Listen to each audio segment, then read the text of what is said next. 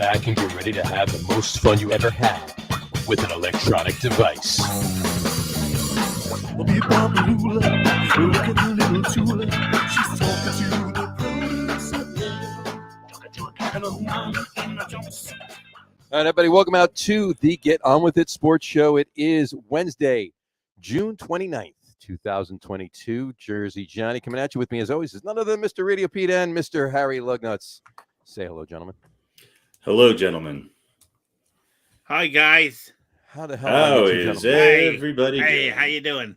Hey, how you doing? You all right? You doing okay over there? How you doing? How you been? How's it How going? you been? How you doing? How's your mother? Say hello to your mother for me. You know. Did you talk to the guy? Yeah, I talked to the guy. The guy's got the thing. The guy thing's with the over there. It's all good. Don't worry. It's all good? All right. Yeah. All right. Don't worry about it. Pete, you talk to the guy? Don't worry about it. The No. long guy? The Long I hate Island that guy? guy. He did what he had to do. That guy's a joint. So it's done. It's done. It's done. It's done. It's done. Oh, we're good. All right, we're good. Yeah. All right. Bob's your uncle. Bob is your uncle. I think it's a totally different accent, but okay. Yes. That works for this. So how are you gentlemen on this fine evening? Oh, just fucking dandy. Lovely, right? Yeah, I'm 3.5 games ahead of Atlanta. How are you? You are? Radio Pizza. RadioPete is in the league. Atlanta. Are we talking pickleball already? Pickleball, yeah, of course. Oh, highlight, actually. He's playing highlight. Actually, you know what? I'm going to pull up the old pickleball. There's a tournament coming up in Jersey, I believe. No. That's next week's show. We're trying to keep this under. Yeah, no, I know. No, I'm 6 just, hours. I'm just going to find it. Next month's show. We'll have a quarterly Next pickleball month's roundup. A quarterly roundup. There you go. Let's Well, see, what's today? And you have to eat pickles while Apparently, you're there's more giving the pickleball pickleball leagues roundup. than you think of, than you would imagine. I should say. Yeah. Oh, it's not till August 10th. This is why we have no listenership, because we're leading off with pickleball. There you go. That's not till August. So It's not till August. We got time. We got time. All right. I'm not going to mention the APP New Jersey Open happening August 10th through 14th. Wow, is that in? Hopefully, that's in Piscataway or The Passaic. American Pickleball with the APP. What is that? Yeah, American Pickle APB. Let's put on APB on them. I don't know. Interesting. It doesn't say where it is. It's at an undisclosed location. Yeah. There are really 3 jerseys. Let's be honest. That's on a need-to-know basis. Exactly. No one needs to know. Yeah. All right. All But right. this guy will be there at the pickleball finals. Mm-hmm. Yeah. Yes. Yep. Baby hands. Baby Hands Johnson. Baby hens. He looks a little bit like what's his name? Luke Wilson. Luke Wilson. Baby hands Wilson. Baby Hands Wilson. Wilson. Yeah, Might be a little bit, cousin. yeah. There you go. Those listening to the audio podcast, you want to come and you want to watch the. It looks like an video. 80s headshot for somebody who'd be playing at the Laugh Factory or Chuckles and fucking Yeah. Yeah, that's what it looks With like. your host, Rob Littlehands. Yeah. Little Hands Stewart. That's right. There you go. By the way, I Stewart don't Little know Hands. if either of you have seen the new Doctor Strange movie in the No. universe, No. multiverse. Didn't. I I think was the last- actually gonna, but didn't. I've not seen it. It was good. So till the end. Was Baby Hands Johnson? It was in it? good until it wasn't. Yeah, it just got too smarmy at the end. And No, this guy was in it though. Mm. yes, Kawhi Leonard? Yeah. Well, I got something to talk about that, because that team is getting better. That team is getting better. Yeah, we will talk about that when we get to. All right, let's move on. What do we move got? on. What's our first Well, up? just to kick it off, I do want to put this up there. Actually, you know what? Screw it. Let's start with baseball. We'll do that when we get there. All right. Do it every That's time. fine. So, all right. So, hey, you know what? We're wrapping up the 3rd month of the season. The Mets have now lost 4 games out of 7-game stretch to the You guys are Houston fine. Astros. You're They've fine. lost 5 of 7 games in the last week. They've lost. Look, so. you're the second best record in all of Major League, and your 2 best pitchers, who are arguably 2 of the top 5 pitchers in baseball, have not pitched for One of them haven't pitched this season. One of them hasn't pitched this season. The other one hasn't pitched in 2 months. 2 months. Yeah. Mhm. So you're fine. In fact, if they come back, which I hope they do, I don't know what the update is on DeGrom, but when they come back, DeGrom's been throwing live bullpen sessions. Well, yeah, he's been throwing live batting so practice. Batting practice. So batting practice. Yeah, look, it's my kids stand out there with a bat. He's been throwing live bullpen sessions as opposed to those fake throwing a live bullpen session here. Don't you dare swing the bat. Been throwing live bait in the ocean. Yeah, exactly. Down in Seabright. Yeah, look, if they're 80% Scherzer and 80% DeGrom, then the Mets are the best team in baseball. It's that simple. Right. So if you're a Mets fan, yes, trust me, I wanted you to beat Houston, but I'm sure you did. You're fine. You're fine. Yeah, you're all good. The Dodgers, you got to watch out though. You got to be able to win enough games to keep the Braves off you. For the Yankees and the Mets, the key is to win going away and stay out of these stupid play-in games. That's the key. Set up your rotation, start at home, win those games that you need to. The Mets are in a great position right now. I will say this: Atlanta is hot, and they're right on their doorstep. Right.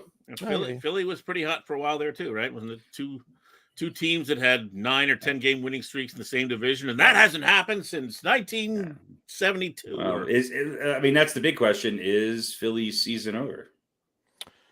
True. Yeah. They're so desperate. There's trade rumors of the Phillies trying to get Joey Gallo. There you go. You'd love that, wouldn't you? Actually, I thought they were trying to get Joey Callow with a C. Callow. That's Jerry Callow. It's Jerry. It's Jerry Callow. Yeah. Anyway. Yeah. Well, here's the thing that worries me. I'm not that much worried about Philly. That was a nice run, but they're not that good. No. Famous last words. They'll win it all this year. Knock wood. There you go.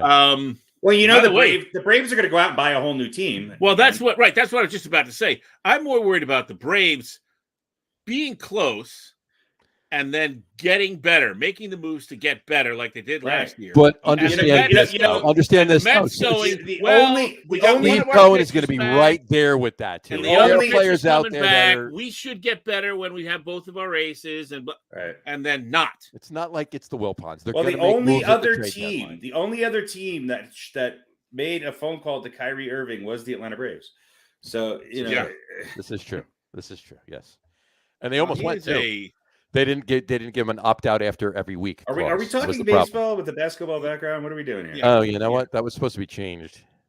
So I like the basketball background. I think just put the baseball up when we. When we go to football, I'll put the hockey background up. Just screw them. So that's what worries me here is that the Mets are going to go. Well, we're going to get better. We're going to have everybody back. Somebody else is going to get hurt now, and they'll be out for a little while. That's what everybody's saying. Okay, who's next? Who's getting hurt? They seem to forget how to manufacture runs a little bit in the last couple weeks. They were doing a damn good job of it. Yeah, they're maybe the best in baseball. Yeah. And they have a great on base percentage. They know how to work the count. They know how to get pitchers in trouble. They seem to be kind of, it's easy. It's a little bit of desperation. They're kind of feeling, down on themselves. And Buck was saying this even last night after the game. You were talking to him? I was talking to him. Yeah, I talked to him after the game. Yeah. He calls me after every game. We BS a little bit, but in any event, no, he was saying it. This is Buck Naked, not Buck Showalter. Buck Naked, not Buck Showalter. Yes. Buck Rogers? Buck Naked. Buck Naked Rogers, right? You're talking Buck Naked again? Exactly. But no, anyway, he was saying, they're down on themselves, right? So it's obvious that they're, those 2 games last week to Houston, that kind of, they kind of fell by the wayside. Hopefully they can get them back on track this weekend. So we'll see how they need a new trash can. They need to get themselves a nice trash can. Right.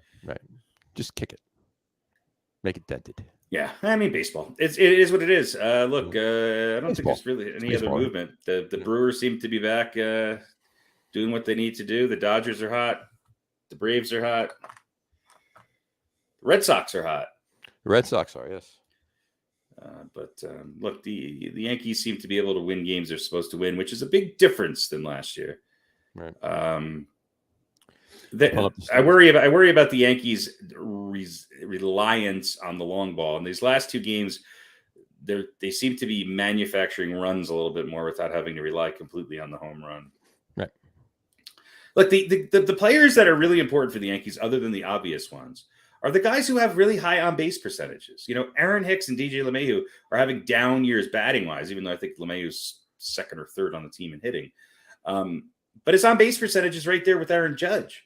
So when he gets on base, which is obviously quite often, they can manufacture runs. I just don't like having Josh Donaldson or Joey Gallo hitting third and fifth. I mean, and look, I think we finally have a catcher with the Yankees. Put him in there. Let him play. Elite Trevino's pretty good. Kinky Falafel's holding his own at shortstop. And, Matt, the return of Matt Carpenter, Yep. The stash. That's right. His movies. Didn't he make a movie with Roddy Piper back in the day? I think he made a movie with Rod something, but I don't know if it was Roddy Piper. It was Roddy Piper, yeah. Yeah. Anyway. Let's take a look at the All-Star balloting as it stands right now. No, it's just a quick thing, and this is, as Met fans, obviously got to be pretty psyched. Every single category has a Met. Now, this is fan voting, correct? It's fan voting, yeah. But you usually don't see them in there though, and every single category has a Met in there. So, but in any event, let's look at the catchers right now. National League. And it's odd too, because a lot of fans are voting for a Met player in the American League too. So it really is a weird year. But in any event, catchers in the National League, Wilson Contreras leads it with the Cubs. He's up almost 500,000 votes above Travis d'Arnaud is actually in second. Excuse me, go figure. But Yadier Molina is in third, and you go all the way down. James McCann is actually in sixth. JT Realmuto behind. Everybody's 38 to 42 years old in the catcher category. Pretty much, yeah. Really old. First baseman. You want to make this a quiz? I don't know. Who do you think is the first? Who's in first in the National League? In the National League, who's in the lead for voting in the National League? It's your favorite, your new favorite Dodger, your old favorite Brave. That would be wrong. Actually, he's in third. Third. What the fuck are they looking at? Mm-hmm. I don't know who it is. Paul Goldschmidt is in first with the voting. The Cardinals. He's got almost. St. Louis has he's got over 600,000 more votes than the second place vote recipient, which would be Pete Alonso. Well, he certainly doesn't belong there. Mm-hmm. And Freddie Freeman's third. Second baseman Jazz Chisholm with the Marlins is in first place. Chisholm, yeah, there you go. Chisholm, yeah, and he's only slim margin over Ozzie Albies from the Braves too. And Jeff McNeil's right there in the voting too. In third. Yeah. He's like 100,000 votes off. I would go with Ryan McNeil or Ozzy Osbourne over Ozzy Osbourne. Yeah, I believe it. Ryan McNeil or Ozzy Osbourne. Gotcha. Okay, nice. Third baseman Manny Machado. Manny Machado's having a good year, but hurt. Yeah, strong lead. Nolan Arenado in second place, and Austin Riley from the Braves in third. Shortstops, Trey Turner with the Dodgers got a 300,000 vote lead over Dansby Swanson, and Lindor is in third. DHs, almost double the second placeman in second placeman. That's a new one. I like that. Bryce Harper. Bryce Harper's got almost double the votes that William Contreras with the Braves. Is Bryce Harper a DH? No, but he's got the votes for DH. So. Yeah. How many games has Bryce Harper DH this year? Well, I mean, it's because of his hitting, right? He's not necessarily the best right fielder there is in baseball. It's his hitting that. Is he the worst? Certainly that's never been a criteria for fucking All-Star voting before. Well, that's just true too. I thought he was a 5-tool player here. He's not even. He's not even in the voting for outfielders. He's in the voting just for. Maybe he just put him. So they put him there. Maybe they just put him. Yeah, I don't know. That's true too. But outfielders, Mookie Betts is. I mean, Mookie Blaylock is. Mookie Betts, Ronald Acuna Jr., Jock Peterson, Starling Marte is in fourth in the voting. But Starling Marte is fourth in All-Star voting. Mm-hmm. Oh boy! All right. Yeah. Behind Jock Peterson, Ronald Acuna, and Mookie Betts. But hey, you know what? There's still another what? We will do our All-Star team of who actually belongs. Deserves to start in the All-Star game. We'll do that. We'll actually do that in 2 weeks because the All-Star game will be the following week. So we'll do that. Bryce Harper in 2022, outfield appearances 8, all in right. Pinch hitter appearances 1. DH appearances 55. Okay, so he's DHing more than I thought. Okay. Yeah. He's hurt again. So now he's He's IL. done. He's going to be out for. I mean, he broke his finger. He's not going to be. That's not a come back in 3 weeks kind of thing. I don't know. Bryce Harper with a broken finger. I'll take it. I think he gets still hit with a broken finger. You just wrap it up. Tape Wrap it it to the up. bat. I'll take it. There you go. But in any event, cheers, gentlemen. Cheers. I have some coffee.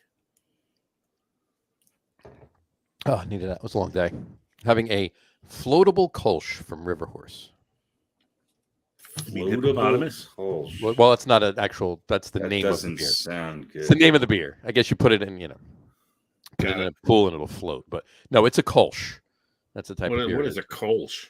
A Kolsch is an ale that wants to be a lager, basically. No, it's a crispy, light ale with. It's a weird tasting beer that only middle-aged white men drink. Yes, yes, that would be correct.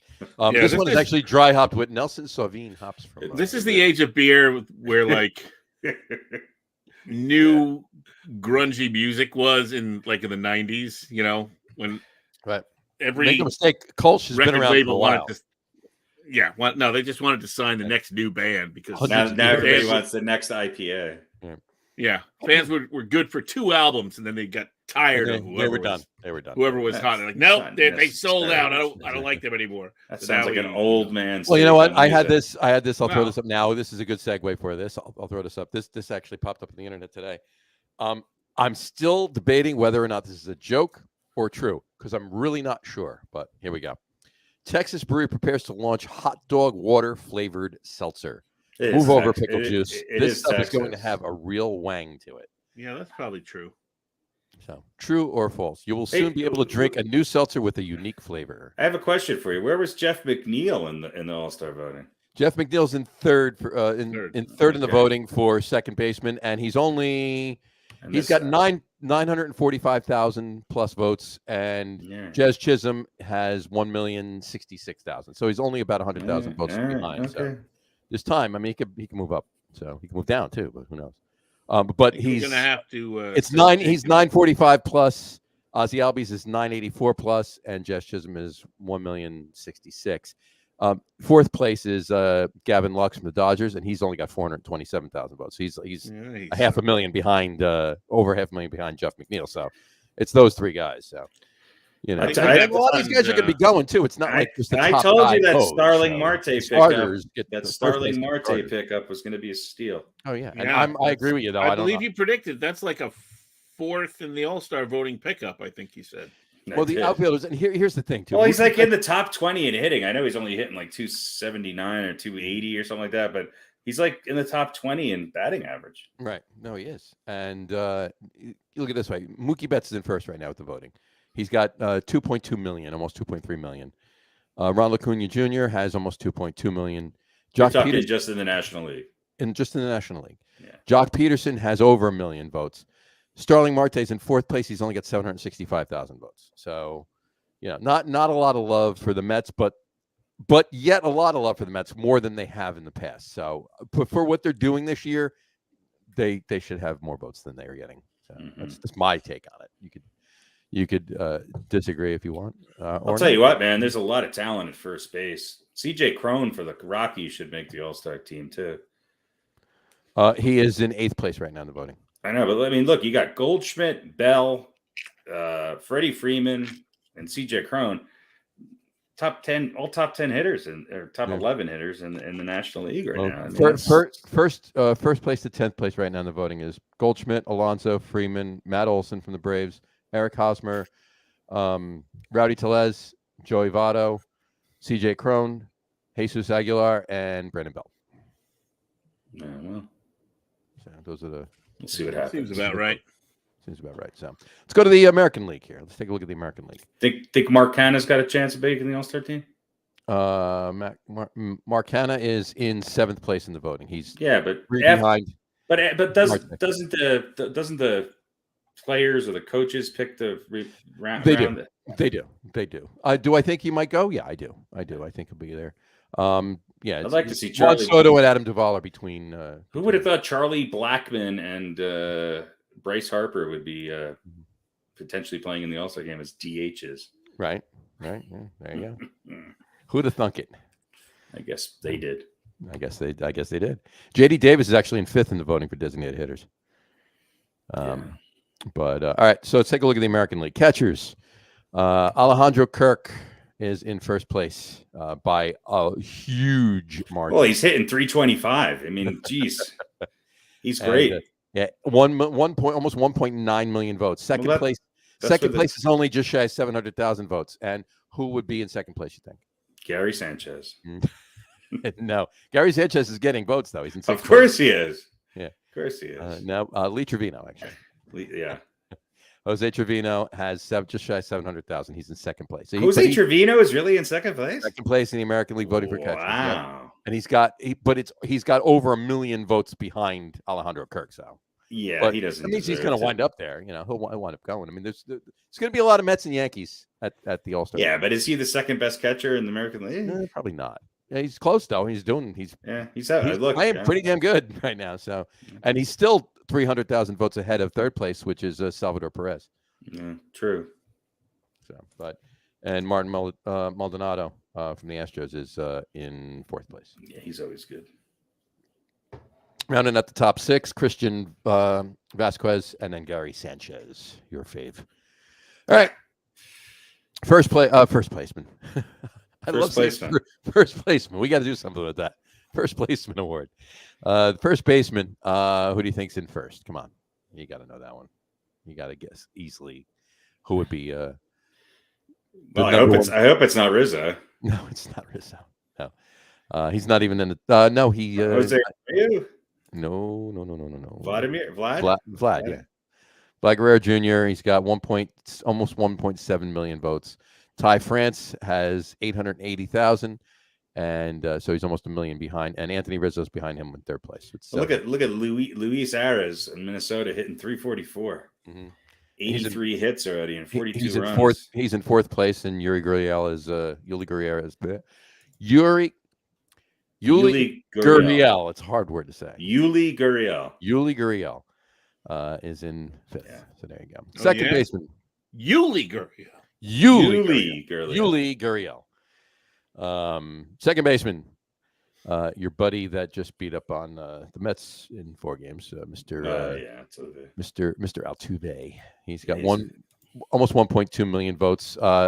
Santiago Espinal from the Blue Jays is in second with 943,000. You know, watch out for the guy who deserves to be there is Andres Jimenez from. Andres Jimenez, yeah, he is playing lights out, and he was a shortstop with the Mets, and that was the whole trade, obviously, to get Lindor. But and I read something the other day. I mean, you know, I'm happy Francisco Lindor's on the team. Believe me, he's bringing good things to the Mets. But Jimenez is playing lights out baseball right now, and he costs a little less than Francisco Lindor. Just a little bit. So anyway, and Gleyber Torres, fourth place in the voting, and Trevor Story rounding it out in fifth place. Where are we? Third baseman, Jose Ramirez. Josh Donaldson? No, Josh Donaldson. Good. Do you know there is not one? Well, Rafi Devers isn't leading third baseman? No, Jose Ramirez is in first place, just by a slim margin, only about 20,000, 30,000 votes. Rafael Devers is in second with it's 1.219. Is it Devers or Devers? I never know. Devers, I say. I've heard Devers, and I say Devers. Yeah. All right, I'm going to go with that. Devers. Yeah, but Ramirez has 1,219,000, and Devers has 1,185,000. So they're like right next to each other. Yeah. Matt Chapman's in third place with 696. But all right. LeMahieu's in fourth with 486. And Alex Bregman, 401 in fifth. DJ LeMahieu's going to have votes in 4 different positions. Pretty much. Hey, he's got votes in pitching, too. Look at this. Yeah. It's amazing. Shortstop, Bo Bichette. I love how you say that. It's like a Star Wars character. Boba Fett. Boba Fett has... Instead of Bo Bichette, it's Bo Bichette. That's why I say it that way. Boba Fett has... Boba Fett. has 1,084,000 votes in first. 240,000 votes behind him is Tim Anderson from the White Sox in second, and Xander Bogaerts is right on his tail with in third with 822,000. But Jeremy Pena has 427, and Kinky Falafel has 342 in fifth. I'll tell you what, Geiner Falefa is hitting better than Bo Bichette. I mean, I think he has the highest average in the American League. Oh no, other than Bogaerts. I think he's got the second highest average of any shortstop. I might be wrong in that. He's got a very high. What's his name? You could be right. What's his name on Cleveland? I think is also is higher. But yeah. Rosario, yeah. Cleveland's got. How is Cleveland not better? They got two. I know that's pitching. Yeah, that's what it is. They have two really good former Mets on the. They have a right of the middle in their. They have a stacked lineup. They do. DHs for the American League. Yordan Alvarez is leading by over 400,000 votes. Shohei Ohtani's in second. Not JD Martinez, huh? JD Martinez in fourth, behind Danny Jansen in third. Has there been a more consistent player in baseball in the last 5 years than JD Martinez? No, not really. I mean, he's JD Martinez. Yeah. Yordan Alvarez. Is he as a DH or is he as a left fielder? DH. Okay. Yeah, I guess it's the same thing as like Bryce Harper. They put him in as DH for his bat. But Yordan Alvarez, 1,374,000. Shohei Ohtani's got 900. Houston's got a big fan base. Yeah. I mean, he is hitting 320, something like that, 318. He's hitting high. Yeah, he's hitting a lot. More on Shohei Ohtani later. I got something to bring up with that. Where am I? And outfielders. Who do you think has the most votes in the American League for outfielder? Well, that would be Joey Gallo. Joey Gallo actually is on this list. Of course he is. But not in person. It's because he threatened to knife. He threatened to knife anybody who didn't vote for him. He's in 14th place. It's Judge. Of course. It's Aaron Judge has 2,433,000 votes. And I'm just really quick. I'm fairly certain, but I'm just going to give it one little. I'll tell you who deserves to be there in center field is the guy in the White Sox. What's his name?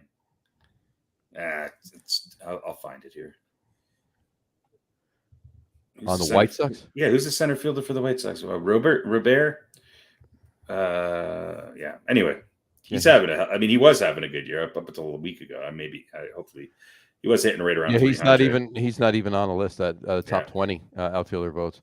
But yeah, Judge has the most votes of any one player in any of the All-Star. So it's not center field, left field. It's just all outfielders. Yeah. Outfielders. Yeah. Well, then you're going to have Alvarez from Houston on there. You're going to have Benintendi. Where is he playing now? Benintendi's with the Royals. The Royals. I mean, is he on that list? He's on the list. He's in 11th. You got Aaron Judge in first, Mike Trout's in second, Springer's in third, Stanton's in fourth. Taylor, talk about somebody who should be in the DH list. Yeah. Taylor Ward's in fifth. Gurriel Jr. from the Blue Jays is in sixth. How about Randy Arozarena? Teoscar Hernandez is in seventh. Randy Arozarena is in 13th place. Yeah, it's too bad. Byron Buxton, I'm just going to do the top. I think a lot of those guys Michael in the Brantley outfield are living on their history. Yeah, a lot of those guys are not having Springer's not having an all-star year. No, he's not, and he's got the third most votes for outfielders in the American League. So, but in any event, I don't think Arozarena's having an all-star year either. No, but he's about the same as. That's what I'm saying. It's like one's not on the list, the other one's second. So right. Oh Gurriel, deserves to be there. Trout, obviously, every year. But yeah. I heard. No, never. It's a dumb joke. I'm not gonna make it. Anyway, talk about that later. All right, but so there you go. There's the All-Star voting. That's as of 2 days ago. How about pitchers? They don't vote for pitchers. They don't vote. Nope. You just vote for position players. No pitchers in this list. Yeah. So we'll keep an eye on that, and we'll report back. And we will do 2 weeks from tonight. We will do our All-Star voting, and we'll come up with our lists for our all-star starters. And we think they should be in there as well. So, And Pete will give us his criteria for all-star teams. I look forward to hearing what that criteria is. I don't like this guy. That's really not going to be that much different. His pants annoy me. I don't like teams with blue uniforms. Funny names get the top billing almost. That's right. You don't have very many of those. You know. No, that we got to bring them back. Bring them back. There's no high pockets. We need to change Jordan Alvarez to like baby hands Alvarez. Or High something. pocket, baby hands Alvarez. High pockets Martinez. You know what? I may look at the Xander the Flander Booger. Ironically, JD Martinez. You know what JD stands for, right? Josh Donaldson Martinez. Yeah. I may look at the all-star voting and then make up some nicknames for those guys. And there you go. That'd be great. Yeah, I look forward. We should do that. We'll come up with our list and then we'll give them nicknames. We'll give them our own nicknames based on Trey Arancini Mancini. Arancini Mancini. We'll John Sterling it up a bit, but in our own way. All right. A couple things really quick about the Mets and the Yankees. I got something on the Yankees too. Two things on the Mets. I just want to bring it up here. We were mentioning Ohtani before. Buster Olney. I don't know if you saw this. Buster Olney reports that he's linking Ohtani to the Mets, and his rationale is this: Ohtani has 16 months until he's a free agent. Billy Epler was the GM that lured Ohtani to the Angels, and now he works for Steve Cohen, the richest owner in baseball. So he's linking Ohtani to the Mets. Like Ohtani's going to wind up being a Met after once he reaches free agency. That's that. Now, I read that post, and then I went a couple of comments, and the at least a dozen within the first maybe 2 dozen comments were, "That's great. In a couple of seasons, he can join Juan Soto and Aaron Judge in Queens." Yeah, Mets fans are on their high horse right now. I know. But hey, you know what? I wouldn't mind Shohei Ohtani being a Met. Yeah, the Yankees. Wouldn't bother me. The Yankees consistently light him up. So yeah, bring it on. Just to hit, not to pitch. Yeah.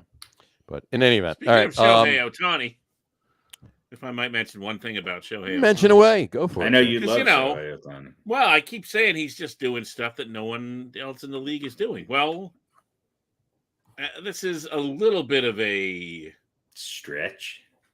No, it's a little bit of a, well, here's some things that people have never done. So not like it's a standard that every player is measured against, but right. He's got the best combined ERA and OPS in the history of baseball. So it was I guess it was last week, 2 weeks ago, maybe. I don't know. So he had a really good game. He hit a couple 3-run home runs and drove in 8 runs. That was on a Tuesday. Okay. And then Wednesday he was on the mound and he struck out 13. So he became the first and so far only player in history to strike out 10 batters in a game after driving in 8 or more runs in the previous game. That's pretty damn good. So again, it's kind of a, that's not something that they measure really, like right. How many 8 RBI and then 10 strikeout the next day games as this guy had. No one's ever done it. No. But they're both. Even Babe Ruth? We're sure Babe Ruth never did that? He might have. According to everybody, Babe Ruth never did it. So, here. They're not saying that Babe Ruth never drove in 8 runs or struck out 10 batters. They're saying he never drove in 8 runs and the next day struck out 10 batters. Yeah, but he fucked 6 hookers. Yes. Take that, Shohei Ohtani. In between innings. Yeah. And he ate half a dozen hot dogs. Half a dozen. A dozen. Yeah. In between innings. In between innings. Yeah. While on the mound, actually. I think it bears mentioning because it's 8 RBIs, which is rare. Right. In a single game. And then again, 10 plus strikeouts in a game is it's considered a pretty good, right? You can strike out 8 or 9. Oh, that's good. You get to 10, 11, 12, 13. Oh, that's a really good game. So first guy to ever do that. Now, again, it's sort of a cherry pick thing, right? You can always find that they do that in basketball all the time, right? Sure. First player Find a with really good stat, and the next first day player to shoot over 50% and 3-pointers over 4-game stretch while on the road, something like that. It's while on the road in the west of the Mississippi, but south of the Rio Grande. Right. In night games only, or something like that. So, but again, this just goes in the pile of things that Ohtani does that no one else has ever done, or no one else does. Sure, of course. So, again, I don't, it doesn't get him anything. No, I don't think it was an incentive in his contract. Probably not. But still, the guy's amazing, and I'm going to keep pointing it out until he becomes a Met. Because that's when because then he's automatically amazing, right? But is he the Russell Westbrook of baseball? That remains to be seen. We'll find out. Well, no, because he hasn't been anywhere else. He hasn't shuffled around. You know what I mean, though. Yeah. But it takes 2 players on a basketball team, can have a lot more impact than 2 guys on a two players on a basketball team can ruin an organization. 2 basketball players on a Major League Baseball team could ruin an organization too. Yeah, depends on who it is. If it's J.R. Smith and Kyrie Irving, they could ruin 2 teams. Yeah, I don't think Kyrie needs help. Kyrie does not need any help. Kyrie's a solo act. He's got it down pat. Yeah. He's got this act but down. Yeah, the point is well taken, right? He could end up certainly if he stays with the Angels too, he could end up having this amazing career. Kyrie, yeah. Kyrie, yeah. Ohtani and Trout too, for that matter. Kyrie Ohtani could be 2 of the all-time best who never won anything. Yeah, other than 84 games that 1 year, or whatever. Yeah. I mean, this is Buster only reporting. I mean, who knows? And even if he does test the free agency waters, is he gonna, is he leaving LA? Is he leaving California? Is he even gonna go anywhere? But whatever. But you've got to think he's got to go somewhere. Do you think do you think the Angels are going to start unloading people already? I mean, they're not great, but they're right around 500, and they're still in the hunt. Right, but you know what? But here's a real fire sale, though. It's been a while, but here's my thing with this, though. Obviously, they're paying Trout, but they're paying Trout, right? So if they're doing well, all right, and they need some other pieces depending on what's going on, and they're they're in that spend mode because they can taste it. They want to get a little bit better. Then Ohtani's staying. Right, they'll give them. They'll work out whatever they have to work out, and we'll get them a stay, even if it's just a year or 2, an extension or whatever, or avoid arbitration. Whatever for free agency. But in any event, if they're tanking at that point, obviously this is after next season, right? If they're not doing as well as they did, let's say at the beginning of this year or whatever, if they're down, if they're on a downside or whatever, it might not be a fire sale, but why would they want to spend a ton of money on Ohtani? Because Trout's still there. He ain't going anywhere, unless they're going to, so they still got to pay him unless they want to unload him. And I doubt that's going to be all too popular in California for them to do that. So, who would be, if they have to pick between, if you were the owner or the GM or whatever, the Angels, and you had to pick between keeping Ohtani or keeping Trout, who are you keeping? Well, if you had to make a choice at this point, I mean, how old is Mike Trout now? 32? 79. No, he's not that old, actually. It's like 32, 33, yeah. No, 31 maybe. 31. And Ohtani's what, 26? Yeah, he's 4 or 5 years younger. Have to keep Ohtani, yeah. I'd keep Trout. Yeah, that's my point. I'd keep Trout too. I'd keep Trout. I mean, look, he's the best player in baseball. Ohtani's a freak of nature, and he's very talented. I think Ohtani's one of those guys, though, that on the right team could be an absolute nightmare in the playoffs, because I could picture him pitching every 2 games, 4 innings, and playing every game and at the plate. Right. I mean, he could. Now, let me ask this question.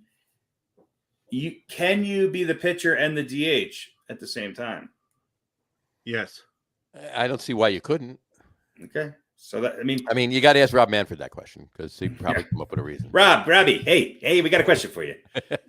Get Manfred on the line. Get Manfred. Jimmy, get Manfred on the line. No, not Manfred, man. Manfred So Man. here's the thing, right?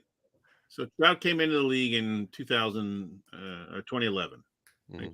Doesn't it seem like he's been around longer than that? Yeah. So here's their win totals starting with that year. 86, 89, 78, 98.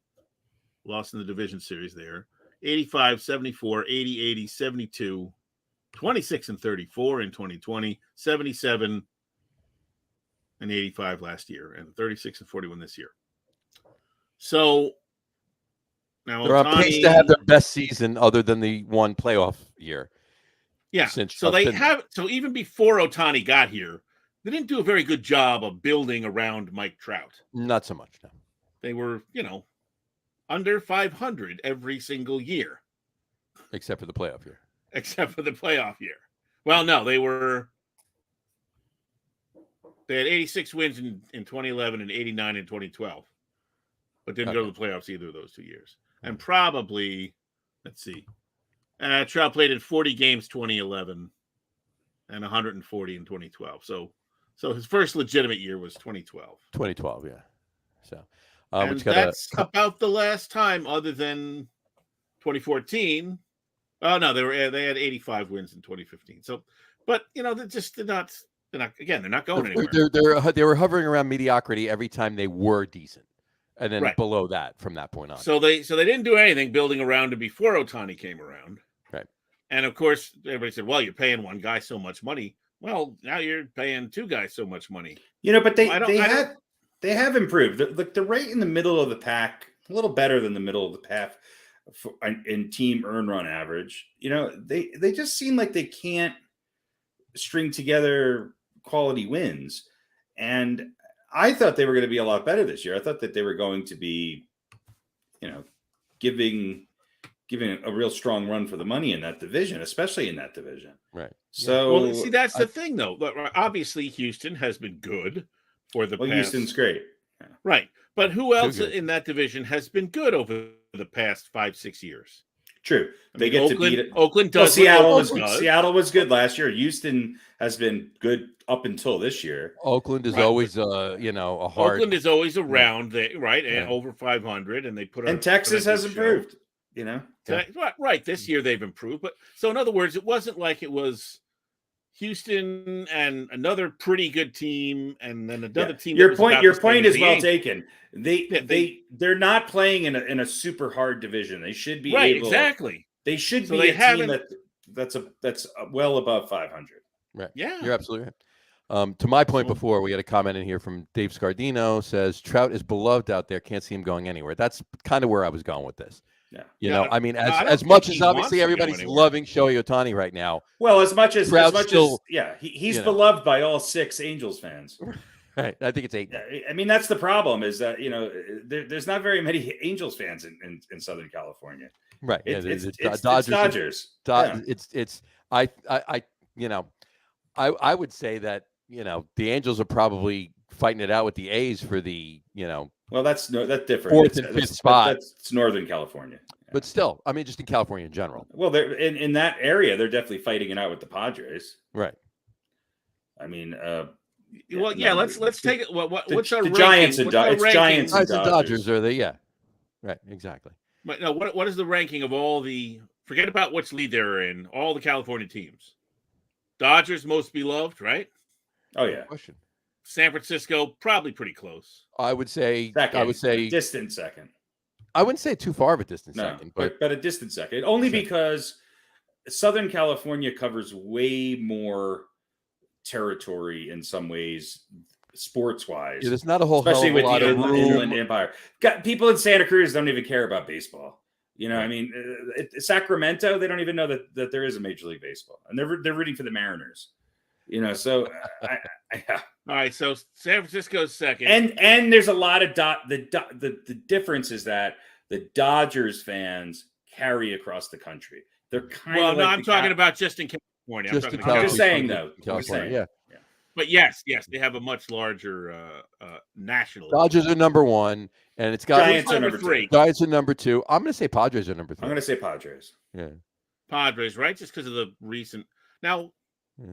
Oakland, you got to think there's probably a lot of old school Oakland fans They're who all still dead. like them, but they're kind of They Are you have talking about like in they want to Philly root or for a Kansas winner. City, And or it's not going just to be in? Oakland. You talking about Philly or Kansas City, or Yeah. just in Oakland itself? Well, no, it's just in California. I would say that there's probably more Angels fans total than Oakland fans. It doesn't mean that Oakland doesn't have a good following, because they do. It's just they're a little bit more relegated to the Bay Area, and there's The Giants are just too huge there. And look, the thing with San Francisco is that the Los Angeles sports fans, there's just more of them per capita than there are in the Bay Area. Well, also you have between Jazz San fans? Francisco and Oakland, even though they're different leagues, Yeah, they hate each other. sure. In other words, you're not going to have any San Francisco fans. That they're certainly not going to be Dodger fans, but they're not Look, going to be Oakland. in the Bay I would Area, say- Bay Area, there's a way bigger disconnect between the Giants and the A's than there is to say the Cubs and the White Sox or the Yankees and the Mets. Yeah, I was going to say that. Yeah, the Yankees, it's the most Yankees big- and Mets it's fans the- love each other more than Giants and. No, I'm not talking about Basically. love. I'm just talking about fan wise. Like out of any major city that has two teams, which I think there's only three, right? New York, San Chicago, Francisco, and San Francisco. San Francisco. Well, and LA. Well, okay, LA. So I would say that the closest is probably the White Sox and Cubs. The second is probably the Yankees and Mets, and the biggest distance is San Francisco to Oakland, with the Dodgers and the Angels being second. So, the Angels are there's more basically- parity in New York and Chicago than there is in LA. State-wise, the Angels are fifth. Or would you put them fourth ahead of Oakland? I'd put them ahead of Oakland. Okay, fair enough. I could see that. I definitely think it's Dodgers, Giants, Padres. Yes. But yeah, I mean, you can make an I think argument I'd for put- each. But I can probably- Sorry, go ahead. No, I could see them putting. Yeah, I mean, because they've. It's close. It's probably closer than any of the other three teams as far as who's in fourth and who's in fifth when it comes to those two teams. Yeah, So, I'd probably put the A's in fourth. But yeah, but by a slim margin. yeah, not by much. So anyway, I all right. don't know what the point of all that was, but That was we were talking about Ohtani. The, We just the kinda- Dodgers. Yeah. The Dodgers are averaging almost 38,000 people a game. Mhm. Okay, San Diego is averaging. No, okay, now this just changed. 2022. What the fuck is this? Attendance. Here we go. There we go. 48,000 a game for the Dodgers. Mhm. 36,000 for San Diego. Mm-hmm. San Francisco, 30,000. Okay.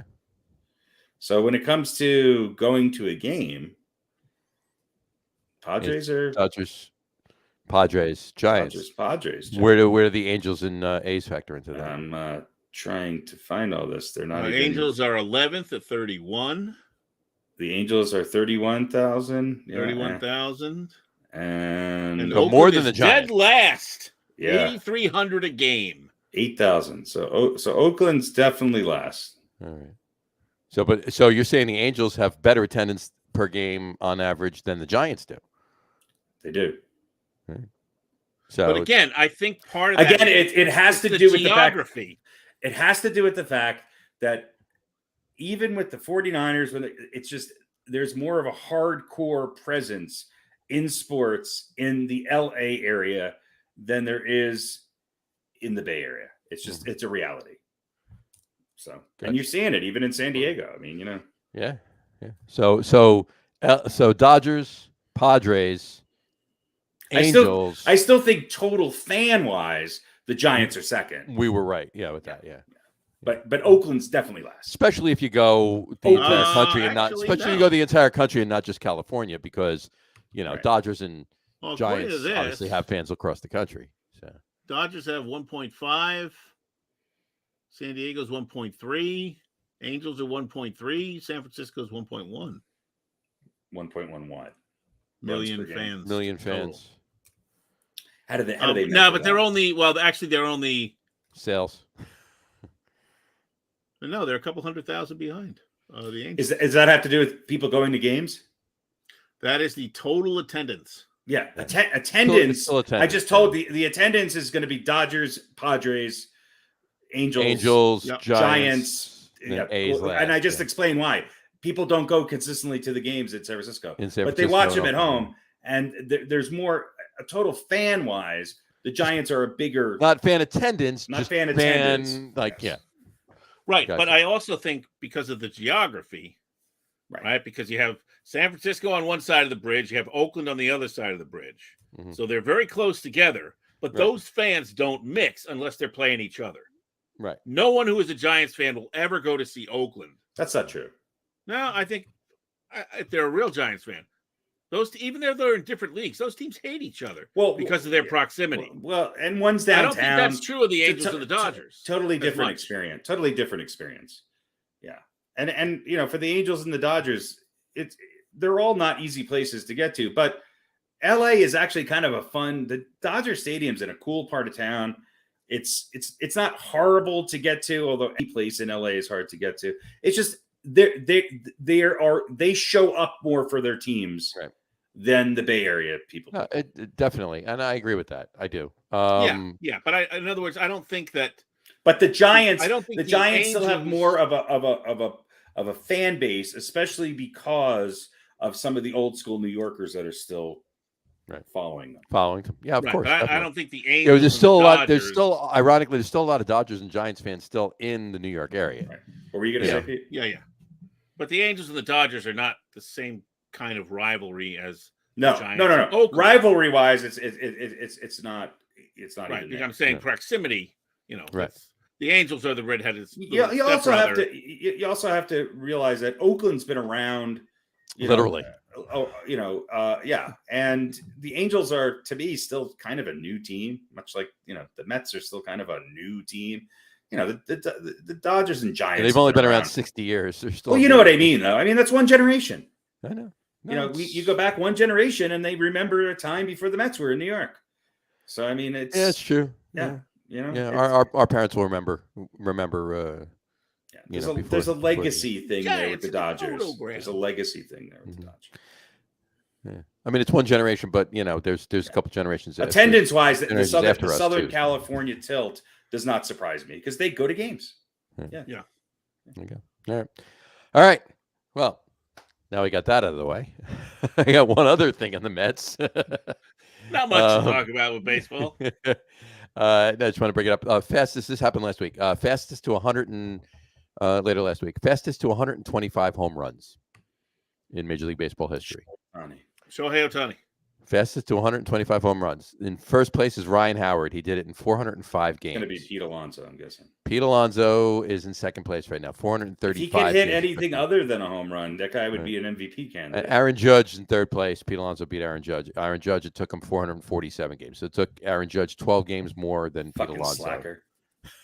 Really? 12 games more to hit 125. And you want to give him an 8th year? Polar repeat, yeah. Yeah, really. All right, and Yankees. Want to bring this up though. Conversely to that, let's bring this up for the Yankees. Most multi-home run games through 70 games in a single season. Let me say it again. Most multi-home run games through 70 games in a single season. This is a cherry-picked stat. Oh, yeah, of course. Yeah. Most multi-home run games through 70 games in one season. The Yankees, yes. No, Reggie Jackson in 1969 had 7 multi-home run games through 70 games. Aaron Judge is tied with 3 other people. Aaron Judge in 22 had 6. Luis Gonzalez in 01 had 6. George Bell in 87 had 6. Mm-hmm. And George Herman Ruth in 1928 had 6. Yeah. So just go out. Go, please, Yankees. Go out and get more fucking pitching. Mm-hmm. Aaron, fucking please do not put Aroldis Chapman in a game from now till the end of the year. And do with him? Trade him. Get rid of him. Just leave him sitting in the bullpen. Trade him. Yeah. Give. I'd love to see him come out for fucking Tampa Bay when the Yankees are playing him, so he could walk the fucking bases loaded and then walk in the winning run. Please, all these stats mean nothing unless they can just please win a fucking World Series. Mm-hmm. Just win it, please. Gotcha. Jesus Christ. All right. And don't lay dormant. Don't rest on your laurels. You don't want to rest on laurels. I hate resting on laurels. Go get some players. You go get Shohei Ohtani. There you go. So, all right. Anything else in the world of baseball we want to discuss this evening? No. Don't think so. I think we're good, right? All right. Let's switch it up to briefly to football. Anything going on in the world of the NFL? God, I hope not. I don't start watching football until November. I don't know. How was that? What just happened there? There we go. You got very close, though. I could do that again. Look at that. A little too close for comfort. Hello. Yeah. How are you? Wow. Anything new? Yeah. Anything? But- now we go to Jersey Johnny and Piscataway.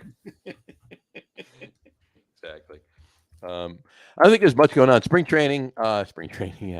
Training camp is coming up in a couple weeks, right?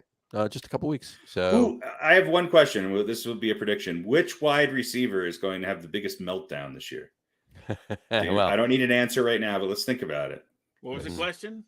Which wide receiver is going to have the biggest meltdown, either on or off the field this year? You want to discuss this next week? No, yeah, next week. Next week on the show, we'll discuss it. Yes. So think about it. Which 2 weeks from now, whatever the case may be. which wide receiver will have the biggest meltdown? Yeah. It might not involve stripping and running out of the game in the third quarter, but I think we're going to see some good shit this year. I think you're right. Who And you know what? To be quite honest with you, I'm going to say that it's going to be Antonio Brown. Yeah, I think so too. If he plays. Whether he plays or Even if not, he it's gonna be doesn't. Antonio Brown. I don't think he has to be on the field. I mean, he's won it for many years in a row now. But yeah. Biggest meltdown this year goes to Antonio Brown. What team did he play for, Harry? He didn't play. He didn't play. He did it at a Village Inn in Clearwater, Florida. There you go. By the way, really, one other thing. Did you see this story about Bruce Arians? No. No, bring it up. Well, because is he in Mesa, Arizona now, looking at aliens through a telescope? No, he works for the Bucks, but nobody knows what his job is. He's in the front office.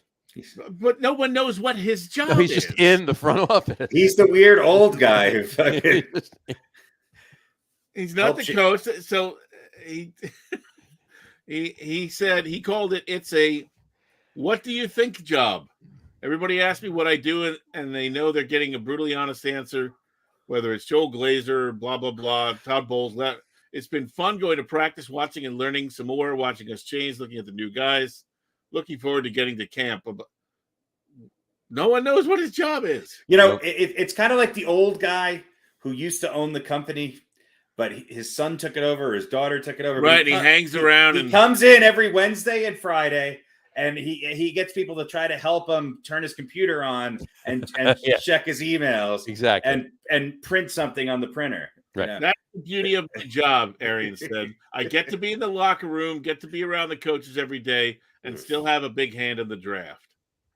Yeah, he's an advisor. Well, it would help. It's a good thing that he has big hands, because Baby Hands Johnson doesn't have big hands. Baby Hands Johnson, they will not let him in the locker room. Not even close. So. If you can catch with those little hands, and they're going to need somebody at tight end. If they bring back Stickum, he might have a shot. Here's the other question. Okay, think about it. We can have this answered before the season starts. At what point will Gronk come back? What game? Week 14. Well, what is the latest he can come back? There is a cutoff point, right? Where you have to. Yeah, I think so. That's what it will be. All right, we'll have to bring that up in next week or the week after. Some dates here for you. The Giants rookies report to training camp on July 19th and veterans on July 26th. Jets, same thing, July 19th for rookies and July 26th for veterans. Most of the teams is that schedule. There's a couple that are a little bit different. I know we have a Cowboys fan. One of our viewers at the moment is a Cowboys fan. It's July 26th for both rookies and veterans, same day. So apparently in Dallas, the rookies do not need extra time at training camp. No, because it can be lousy even without the extra time. So, and that's coming from a pseudo Cowboys fan too. So, well, listen, until they get it right, The Cowboys they are never will continue to get it wrong. Let's not look. The Cowboys are never bad. no, they're not. They're not the Giants. They're not the fucking Jets. Yeah. The Cowboys just haven't gotten over the hump. But it's got to be much more enjoyable to root for the Cowboys than it does for either of the New York teams. For the last Does it though? No, it's not. Does it though? Because at least with the Giants and the Jets, you know what you're getting. I can't. Yeah, it's a train wreck. Right. I understand what you're saying. I can't get through a Giants game. I'll be honest with you. I just can't. No, I understand what you're saying, through but look, the Cowboys, at least in my mind, it's not a Yankees thing where it's win or bust. I don't feel no, that. but I liked watching the Cowboys. The games I saw last year, Micah Parsons was incredible. Right. You know, I mean, the Cowboys had a good. There's good always team. some incredible talent. They just fuck up at the end. Yes, and that's why it's really frustrating. They're like the Yankees have been for the last 12 years, or however long Right, it's but been. here's the 13. So we have the high schoolers here. They go to They go play the Cowboys. no, they should. So they have a music Toughen them up a little bit. adjudication thing called the NISMA, it's New York State Scholastic Music Association. Okay. So the kids go and they play a 5-minute solo, and then there's a judge there who writes down the score. Mm-hmm.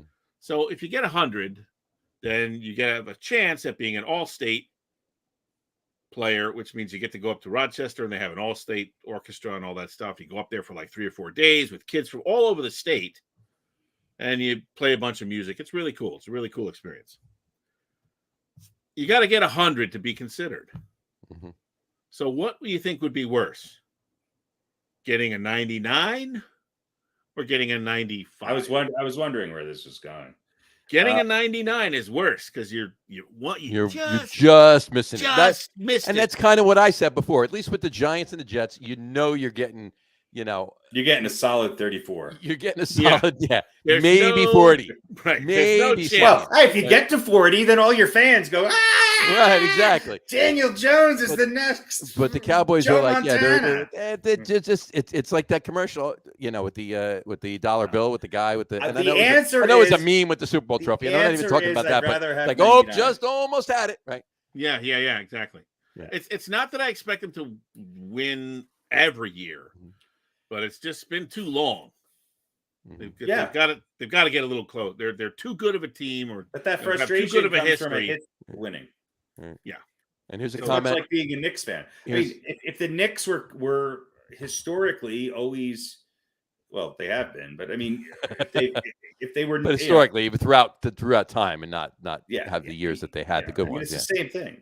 Yeah. But at least the Cowboys try to get better. Well, see here, my point is, and I've said this before on the show, and I've said this to a lot of people, and my personal opinion for the Cowboys is kind of where it is almost kind of parallel to what the Mets' biggest problem was for all these years, and that was the Wilpons. The Mets really weren't going to do a whole hell of a lot with the Wilpons still owning the team, and so with the Cowboys, it's still the same thing. It's with Jerry Jones there.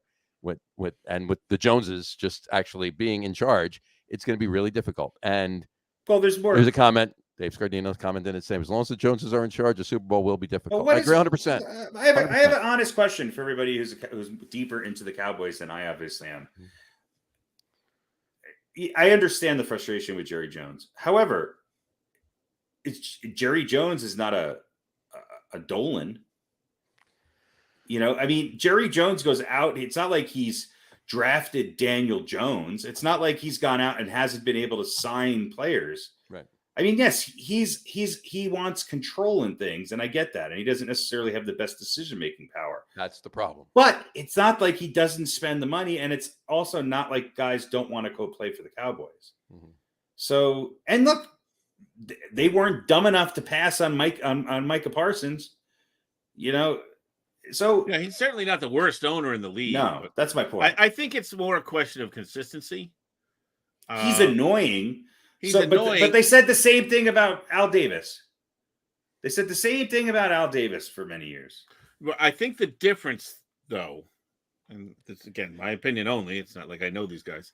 Davis, they obviously both want to win, but Davis had a straight line drive to win, and the way to get there was to do whatever it takes. Jerry, I think, is a little more scattered. Absolutely. I don't think there's and Al Davis was a master. Al Davis was a master at going and get guys who have been thrown away, forgotten about. Yeah. Too slow, too old, too this, too that, and bringing them in with an attitude and putting them on some teams. But the Raiders had some shitty years too there. Let's not forget about that. Well, they did. But I think Jones, you mentioned Dolan. I think the thing they kind of share in common is impatience with the 3 or 4 year plan or whatever it is. Well, obviously, Dolan's got more patience than any man on the planet. Well, I mean, but now he's building a team for 2037. Well, yeah, that's true. But I mean, for a long time, right? I thought you were going to say he's building a team for 20 or 30 cents. Dolan's got his fingers in the pie, and I think Jones has kind of the same thing. I get it. I get the frustration, but it could be worse. Dave just said exactly, Harry, and they're still not winning the. I get it, and that's a frustration. I get it. But you don't know if it's going to be better if Jones leaves, and he's not going to leave until he dies. Right now, we thought the same thing here in Colorado. I mean, we had an ownership group which was great for many years. Patriarch and matriarch of the family kind of are gone, and now all of a sudden we're owned by Walmart. So be careful what you wish for. Right. Be careful what you wish for. Well, no one said they wanted the Cowboys to be owned by Walmart. Well, that's who owns the Broncos now. So there you go. Well, there you have it. Yeah, but that's they're even though they're Walmart, they're pretty big. So. Well, yeah. Even though they're Apple, they're pretty. They're going to compete. Of course. Yeah. Right. I mean, football has less to do with having deep pockets. Yeah. Football has to do with putting the right personnel pieces in place to make those decisions, and that's where I agree with Jerry Jones has too much say in what goes on. They need, but there's 5 people right now in the NFL who are excellent at making personnel decisions year after year after year after year. Mm-hmm. And they're not on the Cowboys. And so management on the Cowboys has been a problem. Yeah. Head coaching has been a problem. Management has been a problem. It's not talent. Yeah. They have talent. They always have. Yeah. And I think Mr. Scardino just summed it up in this other comment. Go Lions. Yeah. Well, Lions aren't going to be bad this year. No, really not. So, all right. He's talking. He's got to root for somebody. Talking about the Lions of the British I Columbia know what he's Lions. talking about, but yeah. But in any event, yes. Where are we going? Okay, so I think that's pretty much it. So we want to switch gears and talk a little bit about Kyrie. I know you wanted to bring that up. I don't want to. I mean, well, you wanted to bring something up about Kyrie, and we also wanted to talk about what the Knicks are shitting the bed down. Well, let me just put it to I'm gonna ask you guys a question. Mm-hmm. You got Kyrie. What do you Pete? I guess this is for you. But what do you think? I hope we get more than 29 games out of him. Well, yeah. I know there's people pointing to their record with him, their record without him. I don't know. Can we, if we can have a quote unquote normal-esque season as far as masking goes, people not having to wear masks and it's the vaccines. It's right. People, if he gets to play, fine. He'll have his episodes. But he'll play a lot of games nightly, and they'll be better. They'll be better. He's a great player. James Harden opted out of his guarantee today. James Harden, $47 million, opted out of it. Do you think anybody's going to take on James Harden? Somebody will. Well, I think he'll be back with the Sixers, don't you think? I don't know. What else are they going to do? There's a lot of guys getting a lot of money. Shaq was talking about this the other day with, Rudy Gobert getting, $205 million. I mean, there's a lot of guys. Look, the NBA is you have to have a star to win. You're not going to see a team of the Detroit Pistons of Chauncey Billups' day, assembling a group of really good players to beat the superstars. It's just not going to happen because the game is so geared around outside shooting. Yeah, I don't think one star is enough. No, and that's my point. So if the Sixers don't bring him back, who's going to be the other guy besides? I think the most interesting free agent right now, Jalen Brunson. We'll talk about fucking Jalen Brunson. Is Bradley Beal? Yeah. Bradley Beal is a guy who still has a number of really good years with him. Before he got hurt last year, he was averaging over 30 points a game. But can you picture him on the Lakers or, on the Nets? I mean, I'd love to see him go to the Knicks, but I don't think that's going to happen. Right. I'd love to see him come to the Nuggets. To me, he is the kind of guy that can take a team from being a potential NBA champion to a champion, no matter what. Here's where I think he should go. Milwaukee. That's where I think he should go, because I think he would fit in really well with Giannis. And they don't need a whole lot to get them. No, they're not. Quote unquote over the hump. I mean, they've been over the hump, not this past season, but the year before, and we're pretty close again. So, yeah, I mean, with a healthy Middleton and Drew Holiday, Yeah, I'll say this: I think Irving opting in, that puts the death sentence for any other big name free agent coming to Brooklyn. It's ride or die with KD and Irving. I don't think that's necessarily true, because last year they had 3 guys with pretty big salaries. Yeah, but that was before it really went to shit. Right. I get it. But it doesn't mean they can't afford it. They can. No, I'm not saying they can't afford it. I just don't think anybody's going to want to come and deal with that shit. Mm-hmm. Now, you might get somebody who's not an established superstar yet, but is a tradable, maybe one of those guys that you think like, well, if this guy got more minutes, he might be better, who might, maybe look to come here and say, well, Kyrie's going to explode at some point, and then I get to step in and be the star along with KD. But, a lot of pieces have to fall into place for that. But who would want to come here and deal with that? Well, the other thing, too, is that it doesn't mean that Kyrie won't be traded. It just means that he has a contract. Right. Yeah. You can go to the Knicks. Yeah. Well, No. You joke, but I could see that. And I could see it being just horrible. Well, they are getting rid of enough salary that they can afford to. And the rumor with the Knicks is they're making all of this room so we can have Jalen Brunson, who had a career year last year, playing alongside Luka in a pick and roll offense, averaging 13 or 16 points a game. That's the Knicks' big idea. Right. And meanwhile, Jalen Brunson's also meeting with the Mavericks in the meeting with the Heat too. There's a strong connection to the Knicks, which is the only reason why Jalen Brunson is being talked about. Obviously, his dad played for the Knicks and is still in the Knicks organization. Right. And coaching. Sometimes that works and sometimes it doesn't, though. Right. Exactly. I understand that. But who's going to be there for him to play with? Well, the Knicks offense doesn't work with what he was doing in Dallas. And is he that? I don't even think he's that great of an outside shooter. So it's typical Knicks. Like, okay, let's do something really good. Let's get rid of Kemba Walker, but then let's trade all of our draft picks. All right, well, we're looking for the future again. But no, we're also going to take Nerlens Noel and Alec another Burks. and get rid of them. Mm-hmm. So that for what is this really the big move the Knicks are going to do? Is Jalen Brunson? If that is, I'm done. I'm officially done. Well, it's a good thing you have a second team to watch where you live, too. So. Right. Well, they're another team making some moves, trying to get some cap. I really hope that, somebody like a John Wall, not John Wall, Bradley Beal says, hey, let me go to Denver. Let me go try to win a chip in Denver.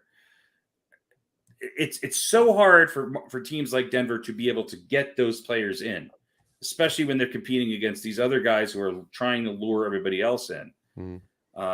Speaking of luring, did you, Pete? Did you see what Dame did over the weekend on Instagram? No. He was trying to lure, trying to court KD.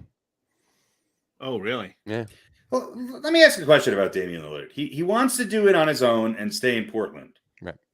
So doing it on his own now is let me get the best player in basketball to join me. Well, yeah.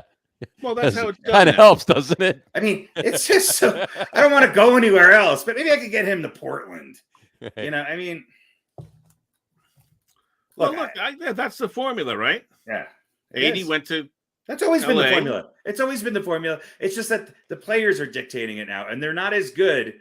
Let's be honest. They're not as good as putting this stuff together as other management has been in the NBA. Yeah, they don't know as much as they think they know. No, Right. because they don't realize that they need 10, 12 players as opposed to 2. Right. 2 and a bunch of stiffs. Yeah. It doesn't work that way. So, yeah. I would if James Harden goes to yet another team, I'm just gonna laugh. He's gonna. You think Philly can keep him? I mean, do they have any choice? Probably not, but Jalen Brunson will probably go to Philly. Yeah. I don't know. Look, I think the Clippers. John Wall over 9 assists a game career wise. 20 points, 9 assists. Run the point, take the ball. But he's got the Westbrook reputation. He can't play with anybody. Well, he's never had to. He's never had the opportunity to play with. Where has he ever gone where he's had the opportunity to play with anybody? No, I'm saying like there's any. I mean, him and Beal together, Washington had one of their best years they've had. I mean, he's always been on teams that were never contenders. So I don't think he's unable to play with other people. I just don't think he's been given the opportunity. No, But I mean he just has a reputation. He just doesn't get along with other guys. is that really the truth? I don't know. You might be right. yeah. I don't know. Obviously, I think Kawhi and Paul George said okay. According to this report on Clutch Points, just from an hour ago, it looks like the Heat are major players in getting Jalen Brunson down there. Well, the Heat are major players in everybody, according to the internet. I mean, that's where Bradley Beal's going. That's where Jalen Brunson's going. That's where, I don't know. I think I think Kareem Abdul-Jabbar is going to the Heat this year. I think Oscar Robinson's going down there too. PJ Tucker, Uh-huh. PJ Carlissimo, Tanya Tucker. And Bruce Arians is going to be a And consultant. Bruce Arians is going to go He's down going to to have a Miami, too. nondescript job. He's going to Gonna he's sit going that, to email attendant. 15th seat there down all the way at the end. Of the Wander around and teach people how to shoot free throws underhand.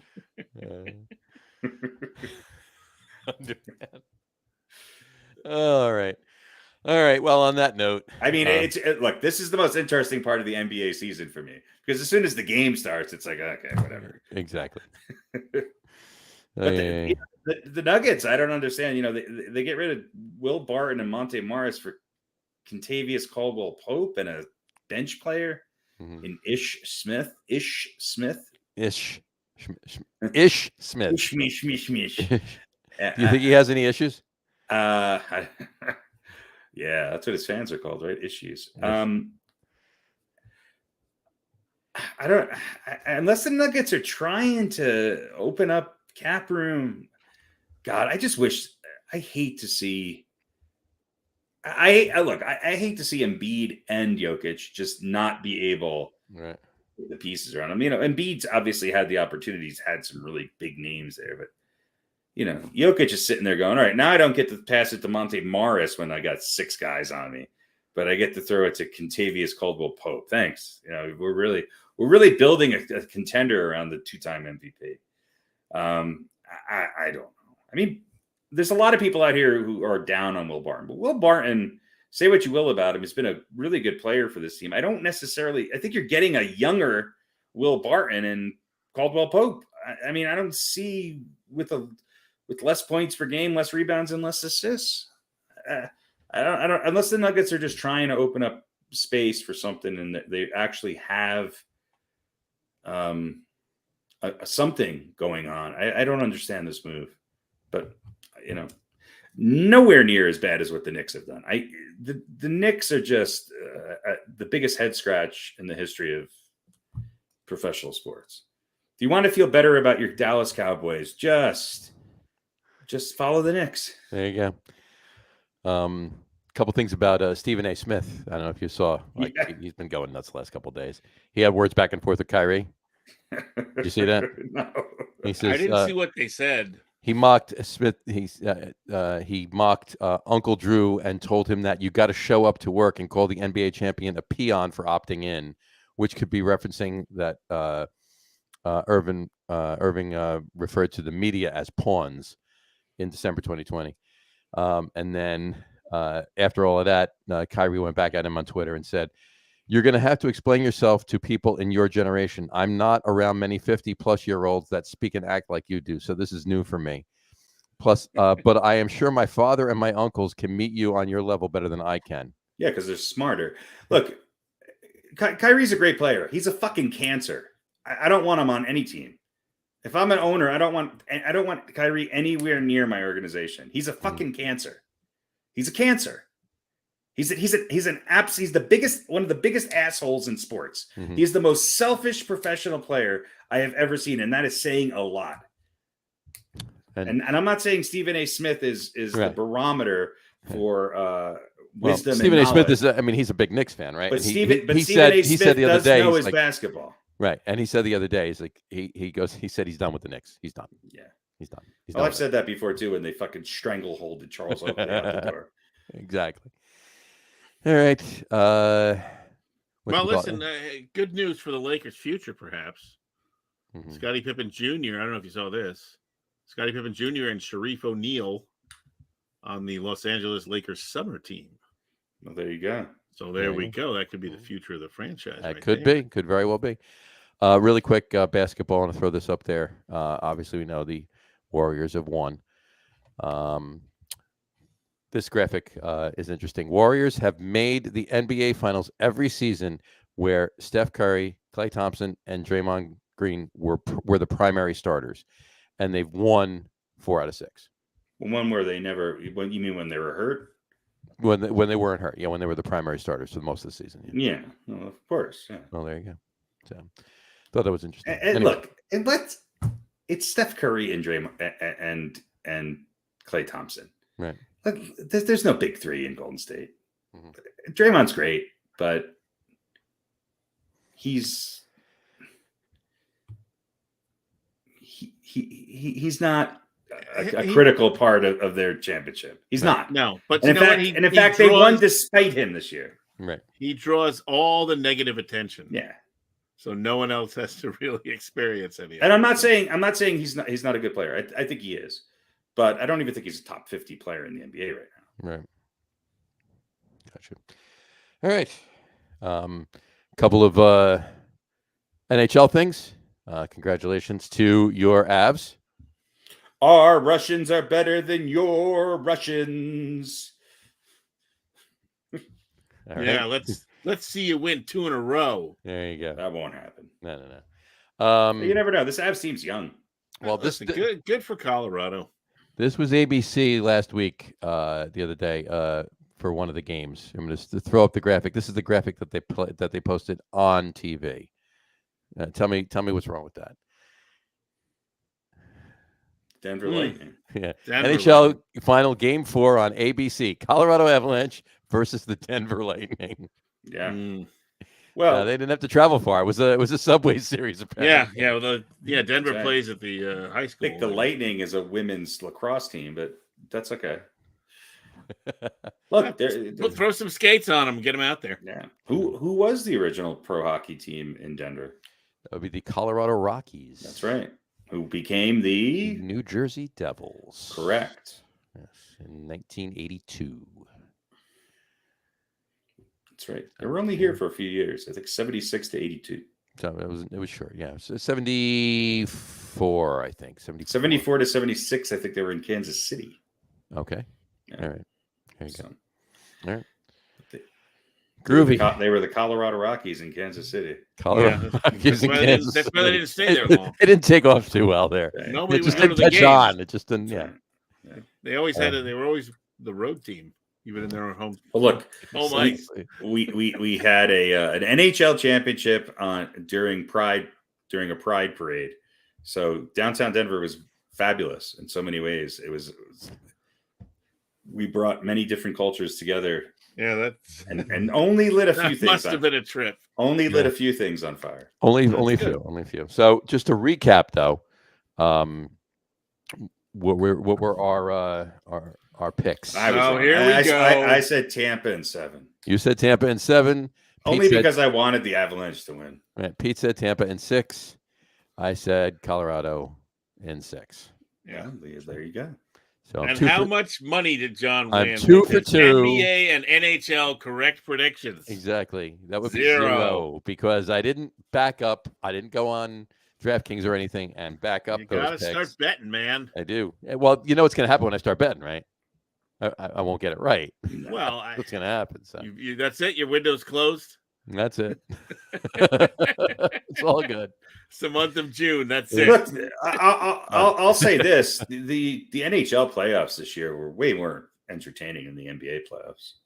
Yeah, they were. Yeah, I agree. I have to agree with you. Yeah, definitely. It's just look, I was obviously pulling for the Avalanche. I was pulling for the Rangers actually against Tampa Bay. Mm-hmm. I wanted Toronto to beat Tampa Bay. But Tampa Bay the reason why I picked them is because you seem like you couldn't kill them. Right. It's just like, down 3-1, with 8 guys hurt and goalie with 1 leg. And so you got to give credit to the Avalanche. They're a really talented team, and they got, their weakness has turned into a strength. They had up and down goaltending, but their goaltending showed up in the last couple of games, and both teams played pretty well after those couple games that were football scores. Right. But they lost at home and then went down to Tampa and won. So congrats. Big win for the Avalanche. There you go. Absolutely. So congrats to them. Next week on our show, we're actually going to do a first. We have never done a top 10 list that involved hockey. We haven't done one yet. So we're going to throw one in there in honor of this year's Stanley Cup Finals. Not that any of the teams we're going to do on the list were in the Stanley Cup Finals, but it's the only teams we know anything about hockey. This is true. So, and in keeping with the true top 10 list, there's going to be 15 players. 16. Well, it's a top 5. Oh, 16 is it? It's a top 5 for 3 different teams. So you're the guys who wanted to put the Rangers in there. There's a top 5 for 3 different teams. And the Devils. And I just wanted to do top 10 Islanders. There you go. And one team has 2 players on it. So there you go. All right. It's a tie for fifth. We did the list already, but it'll be on. We'll be reading the list on next week's show. So in any event, all right. What do you think? Is that it? Are we done? I think we're good. All right. We're good. What do you think? Fantastic. Right. On that note, we'll wrap the show up for today. We want to thank everybody for watching. And for those of you just listening to the audio podcast, thanks for listening. Don't forget to visit our website, www.getonwithitpodcast.com. That's getonwithitpodcast.com. And please remember, like us and follow us on all of our social media, Facebook, Twitter, and Instagram. Just search for the Get On With It podcast. And, of course, all of our shows are available on YouTube as well on the Logger Room channel. Remember, we go live with the video podcast on both Facebook and YouTube every Wednesday night around 7:30 Eastern Time. And for those of you who just want to listen to the audio podcast, you can do so on Apple Podcasts, Spotify, TuneIn, Stitcher, Google Podcasts, Amazon Music Podcasts, and iHeartRadio as well. And if you haven't done so already, please subscribe to one or more of those feeds and you'll never miss a show. Again, thanks for following along with us. Have a great rest of your week. Have a wonderful weekend. Have a happy and safe 4th of July weekend. Barbecue. Enjoy the weekend. Enjoy the long weekend. Obviously, you got some people have a 4-day weekend. So enjoy it. Watch a lot of sports. And we will talk to you next week, folks. Take care. Cheers. Bye, everybody.